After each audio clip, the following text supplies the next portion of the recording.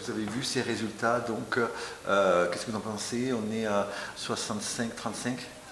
Oui, c'est un témoignage à chaud puisqu'on vient de les connaître. On ne connaît pas encore les résultats de Lozère, mais au niveau de la France, ce que je retire comme conclusion de ces élections, parce que je pense que c'est un tout, premier et second tour, c'est d'abord que les Français et les Lozériens nous ont adressé un message.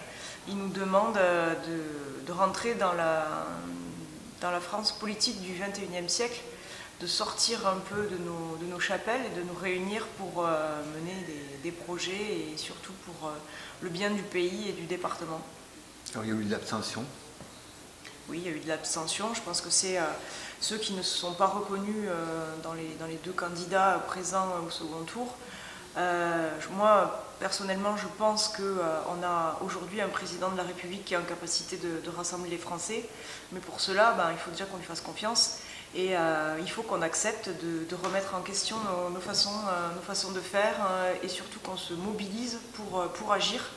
Cette abstention, elle est quelque part un peu inquiétante et je pense, j'entends beaucoup dans les médias dire que ce quinquennat sera décisif et que si Emmanuel Macron échoue, demain nous pourrions avoir une mauvaise surprise dans 5 ans. Moi je pense que ce sera beaucoup plus rapide que ça. Emmanuel Macron doit rassembler, doit agir très rapidement et doit avoir des résultats dans l'année qui arrive. Ce sera une année décisive. Quelle sera la place des grands partis dans ce nouveau paysage ?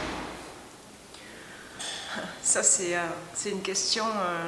Je veux pas être Madame Irma, mais quand vous dites grand parti, j'imagine que vous parlez des partis traditionnels. Hein, absolument. C'est ça.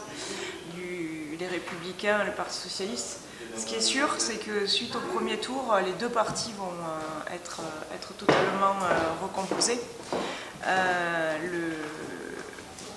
L'avenir nous dira quelle forme vont avoir les partis, mais moi, ma façon de faire, c'est de faire depuis que je suis élue à la région, je fais sans clivage politique, je travaille avec tout le monde et je me concentre sur les projets. Aucune attaque personnelle et surtout des résultats. Mais je pense que les partis politiques, s'ils ne partent pas sur cette nouvelle façon de faire de la politique, demain, ils seront en grande difficulté. C'est en tout cas l'alerte qui est donnée ce soir et qui a été donnée au premier tour. Vous partez aux législatives. Oui. Qu'est-ce qui va se passer à partir de maintenant? Écoutez, là, je pense que la campagne des législatives va être lancée, mais pas juste pour la Lozère. L'idée, c'est de donner à ce nouveau président de la République une majorité. Il a appelé dès le soir du premier tour à se rassembler autour de son projet. Et donc, moi, je m'inscris totalement dans sa façon de voir les choses. Et il est important que demain, on travaille à lui donner une majorité stable et forte. Je disais tout à l'heure que si on n'agissait pas vite, les Français et les Lozériens nous le reprocheraient dans une année. La meilleure façon que je connaisse d'agir, c'est de s'engager, d'y aller, de ne pas avoir peur et d'obtenir des résultats. Donc on va tous, je pense, pas tous, mais certaines personnes vont se positionner pour cette campagne législative. J'espère qu'elle sera à la hauteur de ce que nous ont dit aujourd'hui les Français et les Lozériens. Ce qu'ils nous disent, c'est plus de discours de chapelle, des actes, des engagements et des résultats.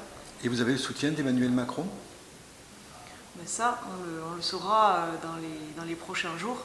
Emmanuel Macron, ce soir, il est président de la République, donc il va certainement d'abord nommer un gouvernement pour pouvoir agir.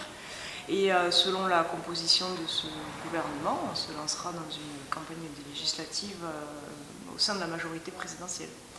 L'avenir nous le dira, il faut attendre quelques jours, pas être impatient.